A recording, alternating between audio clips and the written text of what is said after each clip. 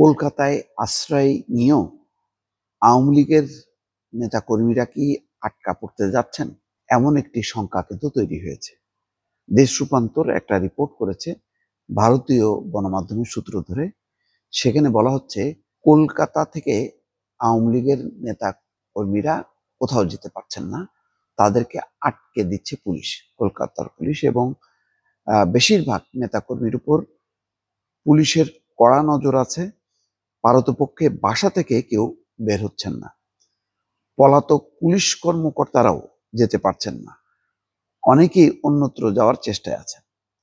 এতে ধারণা করা যায় যে শেখ হাসিনা বাদে বাকি আওয়ামী লীগের নেতা কর্মীদের ব্যাপারে ছাড় নেই, যেহেতু একে একে তারা মামলার আওতায় চলে আসছে, তারা বিচারের সম্মুখীন হচ্ছে।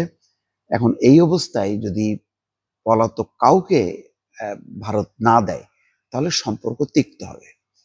সেই কারণে শেখ হাসিনাকে হয়তো বিশেষ কনসিডারেশনে রেখেছে। এবং কালকে কিন্তু পররাষ্ট্র উপদেষ্টা তৌহিদ হোসেন বলেছে যে শেখ হাসিনাকে আসলে ফেরানোর কোনো উপায় সরকারের নেই, মানে শেখ হাসিনাকে দেবে না। এটা একটা হয়তো বিশেষ মানবিক বিবেচনায়, বিশেষ রাজনৈতিক বিবেচনায় শুধু শেখ হাসিনাকে তারা রেখেছে।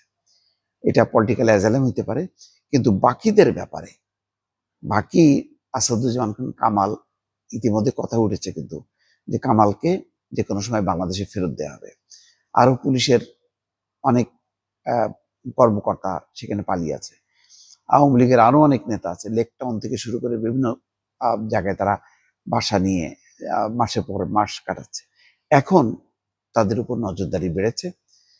অন্তত বাংলাদেশকে তারা ঠান্ডা করতে চায় এই নেতাকর্মীদেরকে ফেরত দিয়ে, এমন একটা সম্ভাবনা আছে।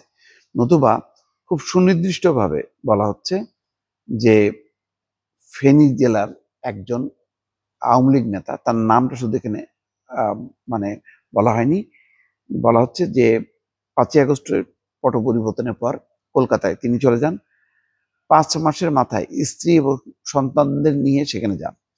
কলকাতার নিউ টাউনে বসবাস করছেন তিনি। মাসখানেক আগে তিনি সপরিবারে লন্ডনে যাওয়ার চেষ্টা করেন। নেতাজি সুভাষ বসু আন্তর্জাতিক বিমানবন্দর কর্তৃপক্ষের অনুমতি না থাকায় তিনি আর যেতে পারেননি। একই ঘটনা ঘটেছে পুলিশের একজন অতিরিক্ত ডিআইজির বেলায়। বাধ্য হয়ে তিনিও ফিরেছেন।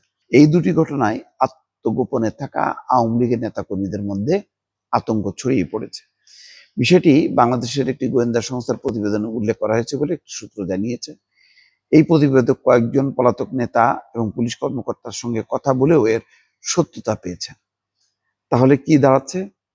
নিশ্চয়ই তারা ভারত সরকার একটা সমঝোতা করতে চায়, নতুন সরকারের সঙ্গে সমঝোতা করতে চায় যে ঠিক আছে, আমরা শেখ হাসিনার বিষয়টা একটু ভিন্নভাবে তোমরা দেখো, কিন্তু বাকি যারা যদি তাদের বিচার শুরু হয় এবং তোমরা আনুষ্ঠানিকভাবে যদি আমাদের কাছে চাও, তাহলে আমরা ফেরত দেব। সেই কারণে হয়তো কলকাতায় যে সমস্ত আওয়ামী লীগের নেতা কর্মীরা আছে, তারা এখন আটকে গেছেন, তারা এখন আর বেরোতে পারছে না।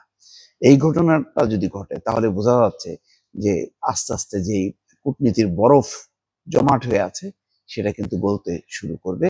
এবং আওয়ামী লীগের নেতা কর্মীদের পুরো কলকাতা কেন, ভারতের যে যে প্রান্তে থাকুক না কেন, এটা রীতিমতো তাদের জন্য আর মানে খুবই আতঙ্কের বিষয়, এবং অন্যত্র আর যাওয়ার সুযোগটা একেবারেই অবরুদ্ধ হয়ে যাবে। দর্শক।